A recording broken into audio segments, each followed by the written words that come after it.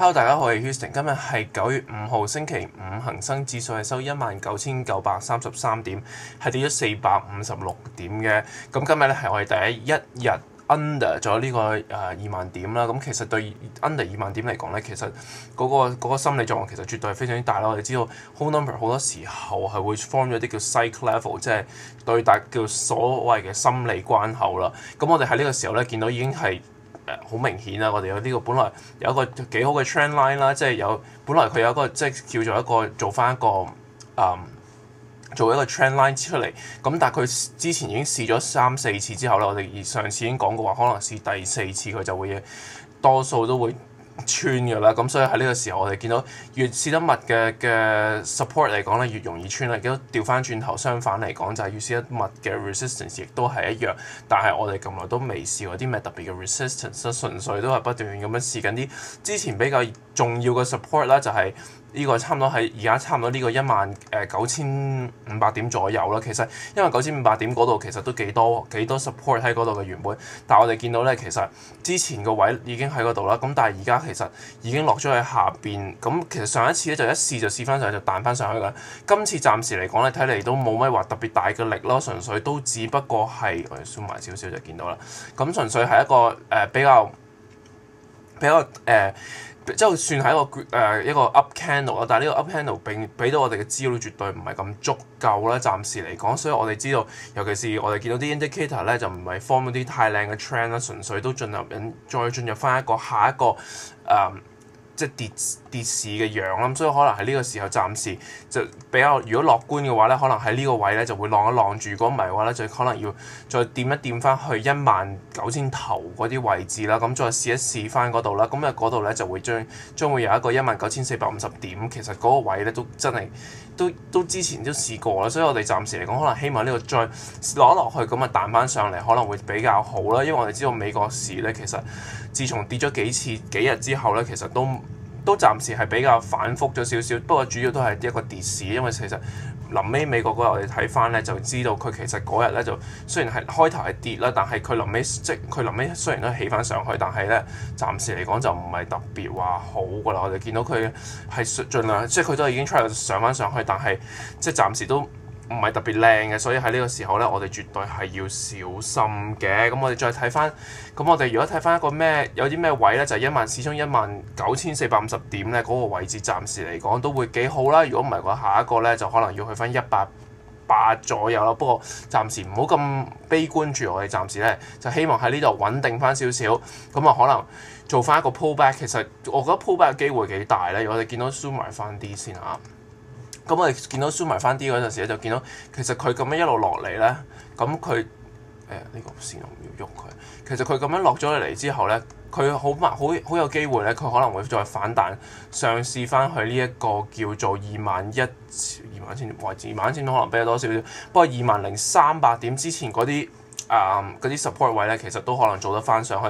盡量彈一彈翻上去，咁可能大戶喺呢個時候咧就會有機會可能放一放火，咁就再會落嚟都唔出奇。不過應該反彈嘅機會就會開始進入比較大，即係都會真係比較大，因為我哋見到佢始終連續跌咗咁多日咧，會做翻一個少少嘅反彈啦。等嘅 cover 翻啲 short， 好明顯其實點解有時見反彈就係因為嗰啲 short 咧開始如果佢哋由高位咁樣 short 落嚟嘅話咧，其實佢哋需要補倉啦。咁補倉翻嘅話，即係要 cover 翻佢哋嘅 position 嘅話咧，就要盡量要反彈㗎啦。所以喺呢個時候咧，暫時希望佢會反彈，咁之後咧再向下試，或者再喺呢個時候穩定翻都唔出奇嘅。咁我哋不如喺呢個時候睇下啲別嘅 stock 啦，咁我哋可以睇下呢個新鴻基啦。咁其實新鴻基16號咧，其實就暫時嚟講咧，就真係唔係幾靚啦。佢見到其實我哋都即係佢已經即係已經試咗咁多次之後咧，其實個 down trend 一路都好明顯啦，亦都冇一個顯示佢有啲咩變好嘅跡象咧。爬天線亦都向下咧，一路不斷咁樣其實向下，所以我哋知道始終 trend 係會不斷帶領佢向即係嗰個100天線或者50天線嗰個方向，好明顯係話到俾我哋聽。其實如果長遠嚟講，其實係暫時係做緊啲咩事啦。所以我哋知道而家呢個 market 咧，暫時都未見咁好啦，暫時未開始有嗰個 healing 嗰個時候。我哋知道好多啲 stock 就係咁啦，即係佢由一個橫行，呢啲係橫向嘅期啦，就係叫 stage one 啦。stage two 就係一個 uptrend 啦。咁開始就喺呢度有啲distribution 就放翻啲貨，咁就做翻一個 stage four。咁又下邊又儲翻啲貨上嚟，所以不斷一個循環嚟嘅。如果呢個 wave theory 嚟講咧，其實咧我哋依然都進行緊再下一個 wave 啦。咁可能要再試多差唔多呢啲位置，如果喺呢個會見到一個穩定嘅時候咧，咁可能咧就會開始要轉勢啦。不過暫時嚟講，照道理望落個樣咧，就可能係93蚊或者92蚊咧，咁先至可能會揾到呢個 support 咧。因為見到其實呢個 down candle 咧都幾明顯地唔係咁靚啦 ，compare to 我哋指數嚟講，絕對唔係好嘅。咁喺呢個時候，其實有啲咩仲係 OK 咧？其實暫時嚟講咧，絕對係一個都係揸住 cash 係一個穩陣嘅階段。我哋講咗好多次啦，無論呢個762嚟講，亦都係咧，聯通都唔係靚。好多時呢啲 stock 咧，我哋見到technical analysis 有用嘅地方就係佢話到俾我哋聽，其實啲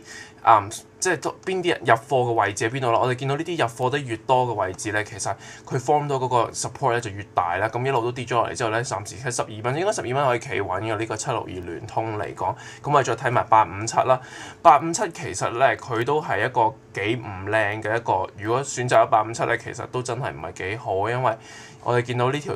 之前畫落嘅啦，其實呢條已經一早畫咗喺度嘅 trend line 嚟講咧，其實佢已經 break 咗啦。呢個應該係前幾次畫嘅。咁呢個 trend line break 咗之後咧，我哋見到佢而家啱啱做翻個十字星，咁可能咧會做一個反彈翻上去。咁反彈翻上去時咧，亦都唔係一個轉好嘅趨勢，因為我知道全部啲 moving average 都係向下嘅話咧，對呢個 stock 嚟講絕對唔係靚啦，亦都冇話俾我哋聽有啲咩嘅好消息，所以暫時嚟講都係 stay away from 呢啲。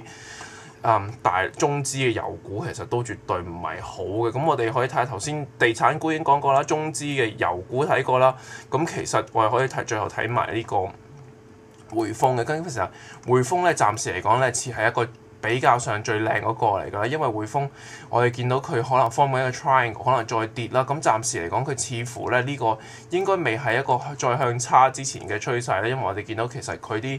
佢暫時佢啲 support 都幾多啦，咁可能佢再跌翻落去115蚊左右，110蚊左右咧，咁可能亦都會做一個反彈，因為匯豐嚟講咧，始終都係一個比較長線嘅投資，炒賣嘅成分比較少，所以咧佢可能會比較容易受人去係一個低價吸納啦，所以反彈嘅機會咧亦都會幾大嘅。咁所以喺呢個時候講住咁多先，下一次再見，拜拜。